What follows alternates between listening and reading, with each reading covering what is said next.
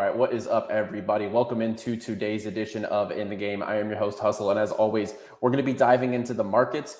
A lot happened today as far as a quick shakeout potentially on Bitcoin, with the SEC deeming the Bitcoin ETF as inadequate. But I'm going to tell you exactly why you don't really have to be worried about that news and why I still think that there are institutions, and I'll name drop the one here in just a second, that I think will get it over the line. There are just some fine prints in this inadequacy that need to kind of be sorted out. And I do think we will see a spot Bitcoin ETF very, very soon. I'm also going to cover, honestly, the big disappointment of a game that Bored Ape Yacht Club put up yesterday, this Forge game. I'll give you my honest opinions and why I think a company with that much money is honestly putting a bad stigma on Web3 gaming products with this release. And then we'll kind of talk about the markets. And I'm going to take you guys' altcoin questions in the chat, right? So I think today's fantastic time whenever you see those shakeouts to have high confidence and buy those dips. But I want to hear the altcoins that you guys are looking at, and I'm going to kind of go over those in today's show. So without further ado, let's get into it.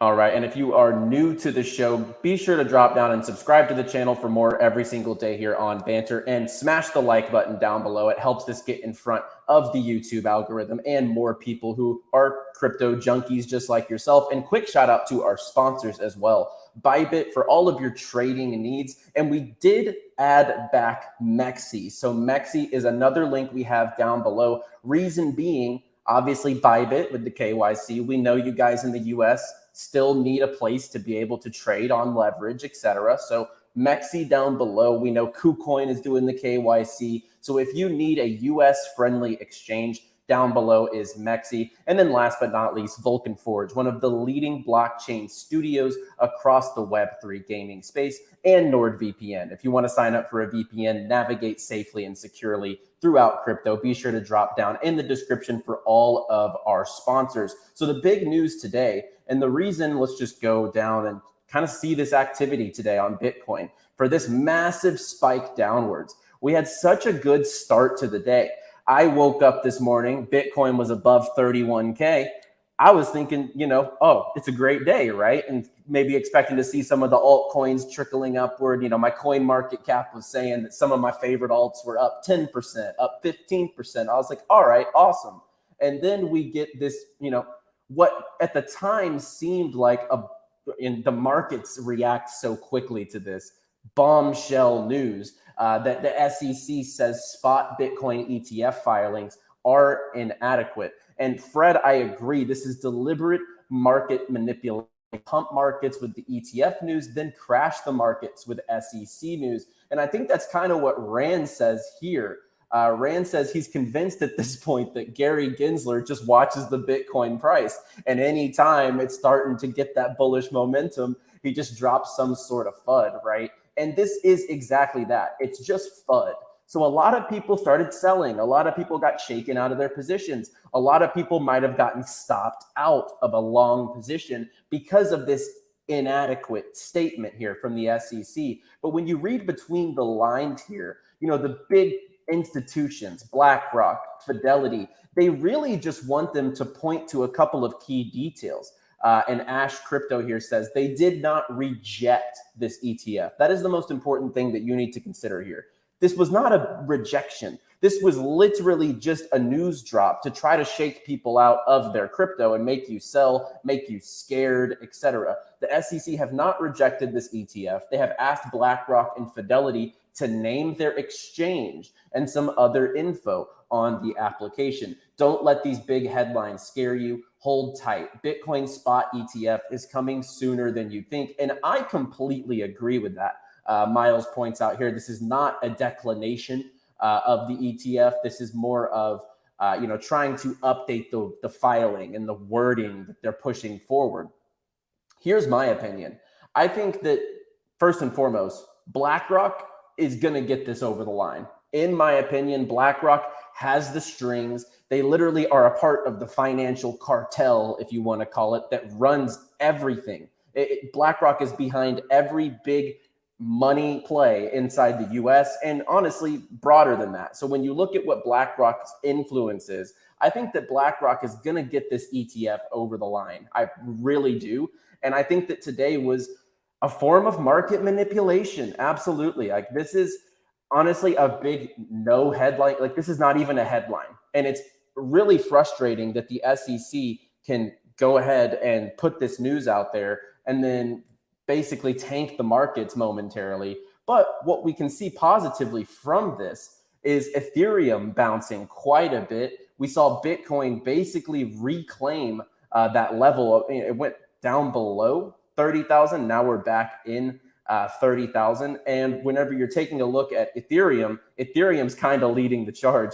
Yeah, I'm looking at some of Rand's tweets because Rand, I think he has a point, right? Because whenever you look at Gary Gensler, it does seem like Bitcoin, when it gets momentum, they just come in and drop some sort of a news that's trying to bring the price down, trying to drag investors along with it. So yeah, I mean, I thought that their tweets were very valid. So I definitely wanted to bring those up. And it's awesome to see that Ethereum is kind of leading the charge as far as layer ones. You know, in Ethereum, it's kind of been lagging behind Bitcoin, and it's up almost 4% today. So it's awesome to see the strength in Ethereum. Hopefully this trickles back down into altcoins like we've been mentioning. It's been a great time for accumulation. And I think Ethereum, now that it's leading the charge as far as the percentages on those top market cap coins, hopefully this trickles down into the altcoins. Did they say exactly what needs to be fixed on the application? They want to know exactly like the exchange filings, as we see here. If you look here, they want to name their exchange that they're going to be using and some other info on the application. And you can also see more on some of these articles here on Watcher Guru. They're a great source for these type of financial news. I'm not really going to cover this too much. I think it was a big no headline. And honestly, it's embarrassing to see that the SEC really will just drop these news to try to scare people out of their positions and try to get them to sell their Bitcoin so that way they can push their agendas and make you only buy Bitcoin through their avenues. So I think it's pretty ridiculous what we saw today. And I'm overall bullish. Like, we've seen the SEC, we've seen the government, we've seen the lawsuits against Binance and Coinbase, and it still can't drag this price down. We are sitting at $30,000 today. I think people in this industry have now started to learn these are big, they aren't going to really drag the industry down. They're not going to drag the price down. And crypto's international. No matter what the SEC does, this is not going away. So it's awesome to see the strength in the market. Jane, I will answer that question here right now as we're looking at the altcoins. Some altcoins are really performing well over the 24 hours. We're going to pull it up here. 𝗏𝗏𝗡𝗍𝗡, one of my favorite low cap altcoins, up 18% over the 24 hours. We have WASDR up 8%. Solana's showing some good strength, up 12% for the week and up 8% on the 24 hours. 𝗏𝗏𝗄 seems to be surviving in these times, surviving and thriving, to be honest. 𝗏𝗏𝗄's performance in this market has been pretty impressive to see. And it's just funny how real utility projects don't get that same sentiment, right? So Jane, I'm huge on Matic. I think that Polygon is going to be, as far as a top token, top 10, top 15 token long-term, I think it's going to have some of the biggest gains in the bull run. Market cap is pretty slim at a 6 billion market cap. And with the partnerships that they've lined up, their alliance with 𝗵𝗵𝗏𝗍𝗓, I really think that Polygon's one of the strongest accumulations in this bear market. Any news on Illuvium? Illuvium, they have their overworld beta. They have the arena, which is live now. The land gameplay, Illuvium 0, and then arena's coming soon. So in my opinion, Illuvium's building stronger than ever. We had Kieran on the show a couple of weeks ago, and I really enjoyed what he had to say regarding what they are building and just the updates on the ecosystem. They just did a massive fundraise. It's pretty impressive considering this climate. Not many games out there can raise funds at this time. I will continue the altcoin questions at the end, guys. Hold the altcoin questions until the end, because as I said, I will be answering you guys' altcoin questions. You guys know what I'm bullish on: the Matics, the Vulcan Forge, the Avalanches, the Gala Games. But I want to take you guys' questions. So let's get into it here very shortly. But I want to talk about, speaking of fundraising, this is quite an embarrassment from Yuga Labs. And this is a video on Bryson's Twitch, right, or on Bryson's Twitter right here. And Bryson's a great friend of mine. So even though I'm playing his video, love Bryson, hate the game. So this 𝗵𝗵𝗲𝗃𝗃𝗃𝗃 game that Yuga Labs came out with, it's really embarrassing given the war chest of capital that they have. If I'm looking at it correctly, Yuga Labs, their total fundraise is $450 million of total funding through 2 rounds. And that's just through their seed funding. And when you take a look at the game that they built, this is no better than Axie Infinity, than DeFi Kingdoms, than 𝗕𝗃𝗃𝗃 at the end of the day. These are the Gen 1 type of games that we see here. This land development, social, it's really ridiculous what they put out here. It's hard. It's like strategy, land building, social, and the sentiment that actual Web3 gaming minds have behind this shows exactly, what it is. If Heavy Metal wasn't a Yuga Labs product, it wouldn't get a streamer to even fart in its general direction. Spare me your manufactured enthusiasm. I tweeted last night, I said that this is atrocious and it's embarrassing considering the money that Yuga Labs has, that they're putting out this product at this point in time where Web3 gaming is really pushing forward. But it's ridiculous to see that Yuga, one of the biggest names and publicized products in Web3, puts out this as their game. We see 𝗪𝗏𝗃𝗃 from 𝗪𝗵𝗲𝗃 here. He says, Yuga coming out with the Web3 gaming special. Launch a collection when you don't have a game. Holders get impatient. Release an alpha with 0 features. No one likes your half-finished game. I've seen this story enough times to fill a library. And it's just true. So I really hope that, not too many people harp on what Yuga Labs is doing, because in my opinion, Yuga's not the product. Maybe the other side metaverse comes through because they need it to come through at this point. The products that they've put out to this point have been absolutely embarrassing. And I really hope to see more in the future from Yuga Labs. But aside from that, the things that I've seen from products like Gunzilla, Shrapnel, Illuvium, Star Atlas, My Pet Hooligan, there's just so much to actually be bullish about from real builders in the Web3 market, not just Bored Ape Yuga Labs ecosystem raising all this money and putting out POS games, in my opinion. So really excited for the actual games that are coming out in this space. And digital assets aren't going anywhere. If you saw, they're banning 40 players with $20 million worth of CSGO skins in Web 2. That would be very unlikely to happen in NFTs. Like, NFTs could fix that. They could blacklist your NFT if you're a cheater or something like that. But Valve, the parent company of CSGO, they're banning a bunch of skins, $20 million worth of assets. That's the type of stuff that decentralization in video games will avoid and actually be able to have you protect your assets. And then we see here Andrew Wall from Illuvium, this card collectible right here. It's a Magic the Gathering ring card from Lord of the Rings, Tales of the Middle-earth. This is a $2 million card. So assets in video games are not going anywhere. I'm more bullish than ever on the Web3 gaming industry, but it is very sad to see Yuga Labs, with the reputation that they have, putting out this product at this point in the market cycle. But I think that people that understand, this is not the products that we're moving towards. I just name dropped a couple that we're moving towards, and I think that we'll get over this hurdle. But honestly, an embarrassment from a project that has raised as much money and as much funds as Bored Ape Yacht Club has. Let's go ahead and take a look at the chat box. We're going to get into some of you guys' altcoins. I'll take 5 minutes or so here to rapid fire through the altcoins that you guys want to hear about. Like I said, I talk about my favorites all the time. Gala, Vulcan Forged, Render, Ocean Protocol, across different niches, Altura, But what are some altcoins that you guys are bullish on? And I will give you my quick hit opinions here over the next couple of minutes. So I see Alex G says Mirandus. Mirandus looks great as far as like where it is in development.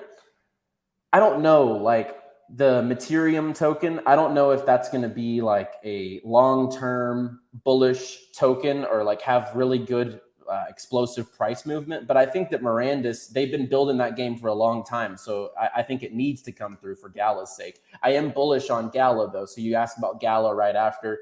They're the biggest Web3 gaming distributor in studio. They have the most complete games that you can play at this moment in time. So I am bullish on Gala long-term. High Street, I think once that metaverse narrative really does take off, it's going to be Wilder World, High Street, and products that are just better than the Sandbox and Decentraland, which I think High Street is. Render and Solana, honestly, I'm bullish on both. More bullish on Render than I am Solana, but at the same time, I think that both will definitely do well long-term. 𝗊𝗄𝗃𝗃𝗃, I hear this is the next Mana. 𝗊𝗄𝗃𝗃𝗃 looks very good. It has way better graphics than Decentraland. It has way better graphics than the Sandbox. And it's a low market cap token. I think 𝗊𝗄𝗃𝗃𝗃, the 𝗃𝗵𝗃 token, could do really well. THG, Dayton Arena, the infamous Dayton Arena. If they didn't ruin their game with Ponzi-nomics on the in-game tokenomics, then I actually think that it would have probably prevailed. Unfortunately, it didn't. Right now, it's a super low market cap, and they do still have a player base. I don't know if I see a resurrection from Dayton Arena necessarily, but what happened to them was unfortunate because it's still one of the best products in Web3 gaming. The tokenomics just killed it. KAS, that's going to be, it's already been one of the biggest winners of the bear market. I think it could even do another 10x in the bull market. That's my complete honest opinion there. Veracity, one of my favorite projects with a market cap under $60 million. I actually liken Veracity, Vera, to Render. I think that Render and Veracity are two of the better companies, like pure blown businesses in crypto. So I'm very bullish on Vera. Super. I love what Elio's, Elio, he is so dedicated to Super right now and Imposters and Gigamart and everything that they're pushing forward underneath the Super, the Super Farm, or if you want to call it now, the Superverse ecosystem. But when I recently spoke to him, he's fully focused on Super at this point in time. So I would bet on Elio before I don't bet on Elio. He's made it through multiple market cycles. He knows what the consumers want. So I would bet on Super long term. Star Atlas, yeah, I think great product. I'm not a huge fan of investing into their tokens, however, like Atlas, Polis, I think are their two tokens. I'm just not a big fan of the investment thesis when it comes to Star Atlas. However, I think that their game is going to be one of the leading drivers of adoption. People always waited for Star Citizen, and Star Atlas, they already have a playable product. People can hop in, and I think that eventually they're going to really kill it. But as far as Atlas and Polis, not really on my list as far as buys at the moment in time. What about Star Launchpad? Launchpads have great potential in the bull. They're going to drag a bit in the bear. So just be careful. If you're going to get in on a launchpad, definitely more accumulate during the bear and reap the rewards during the bull. GGG, tough one. GGG, Good Games Guild, launched in the bull run last bull market in 2021. They did really well. They went from under $1 to $15 all-time high. I haven't seen much development from them recently. I think guilds are struggling in this time because guilds were based off the model that they could buy assets and basically do the modern version of player slavery and make you play for the assets and play for the tokens on the back end. I don't know. I think the guild model really needs restructuring personally. So GGG is not on my list at this moment in time. Gods Unchained. Actually, here, before I get to Gods, Cardano, I'm not the biggest fan of Cardano. There's just not a lot of applications that I see underneath Cardano that get a ton of use, attention, narrative. Cardano will definitely come back, and it will probably do great in the next cycle. But it's not my, I would pick Polygon, Avalanche, 𝗵𝗵𝗵𝗃𝗃𝗃. I would pick any of those before I went with Cardano in my portfolio. Gods Unchained, this game will never die. Gods Unchained will never die. I will say that confidently. The reason being is if you look at the games like Magic the Gathering, like Hearthstone, they're literally legacy games. They're going to be here forever. Gods Unchained is that first mover, kind of like Splinterlands. Gods Unchained is that first mover. They were the first key product underneath the 𝗵𝗵𝗵𝗃𝗃 ecosystem. They just got listed on the Epic Game Store. I think that Gods Unchained's here to stay. Trading card games have a niche that isn't going away anytime soon. So I am very bullish on Gods heading into the next cycle. Thoughts on 𝗙𝗵𝗲? I love the ecosystem. They have a really well-rounded ecosystem. I want to see more from the game, but they have a really good mechanism with their two tokens, the Senate token and the 𝗙𝗵𝗲 token. I would look at the Senate token because it's the governance token personally over investing in the 𝗙𝗵𝗲 token. Is TLM dead? I wouldn't be investing in TLM personally. I wouldn't say it's dead, but I don't think it's the best investment personally.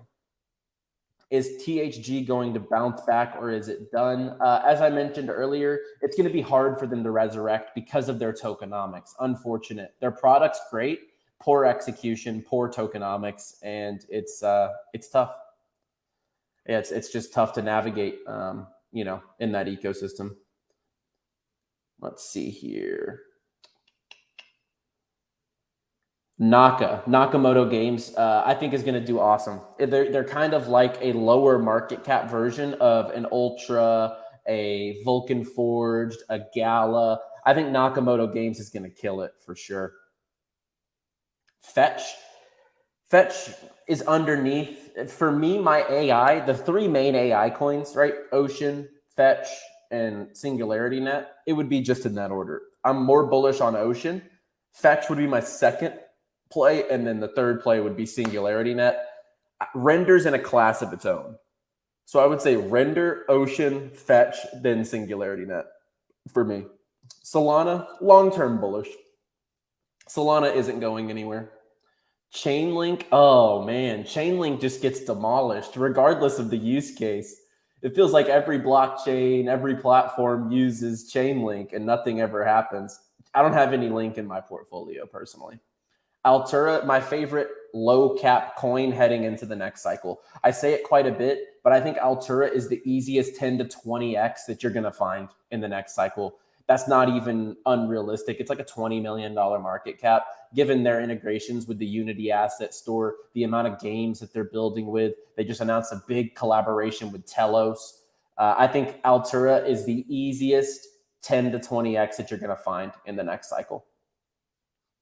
Sunflower Land, yeah, I know the team over there. They've been building it. It's a pretty simple game, but it's a game that gets a lot of traction, to be honest. And their ecosystem, their community is very strong. So I don't think it's going anywhere as far as like they're here to stay. So yeah, I like SFL. Magic, definitely the top gaming play underneath Arbitrum for low risk, high reward. I also really like GameSwift, which is coming out soon, G-Swift token, and Spartadex. Those are my three underneath, I would say, yeah, underneath the Arbitrum ecosystem that I'm looking at. Jasmy, not really a huge fan of Jasmy personally. 𝗵𝗵𝗵𝗃𝗃𝗃 is going to be one of the biggest gaming projects long-term. They're probably a top 3 gaming company in Web3 at this moment in time.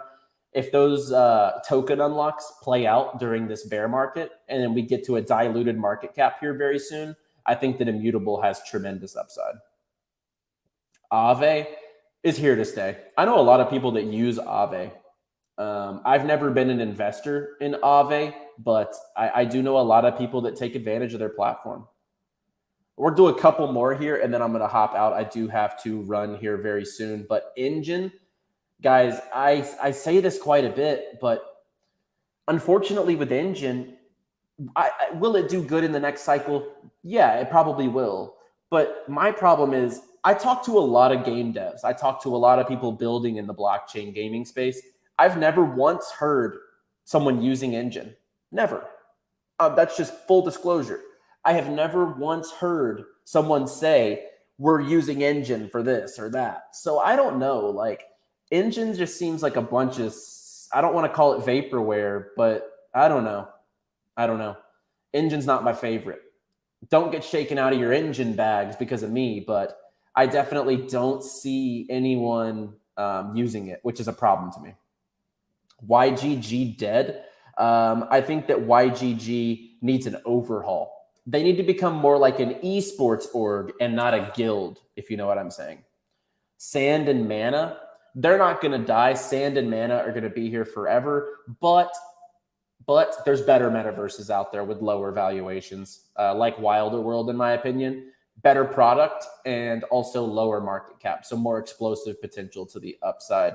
𝗪𝗏𝗃, I really like 𝗪𝗏𝗃 as a low cap play. Really like 𝗪𝗏𝗃. Does Myria have any chance? Yes, Myria has a chance. Couple things. The circulating versus diluted market cap is tough. Very, very bad tokenomics, I would say. The tokenomics, not great. And the fact that people sell their node rewards every single day, they're printing money basically on the back end. Anyone who owns a Myria node, you get a distribution every single day. And I do think a lot of people are probably immediately market selling those tokens to take profit on their investment. So I think Myria in a bull run is going to smash it because of their low circulating supply. For now, I would wait if you're going to put a position into Myria. All right, last one here. 𝗏𝗲𝗻. I love the team over at 𝗏𝗲𝗻. I love what they've been doing. I actually got a glimpse of some stuff recently that they're kind of putting together behind the scenes. I think 𝗏𝗲𝗻 will make a comeback. I really do. So SOL is the 𝗏𝗏𝗻 token. I think they will make a comeback long term. All right, guys. Black Sales says Bitcoin. I'm overly bullish on Bitcoin. And thanks to Bitcoin, all of this gaming stuff is possible. So be sure to smash that like button, subscribe for more. I'll be back here on Monday with another show. As always, play well, my friends.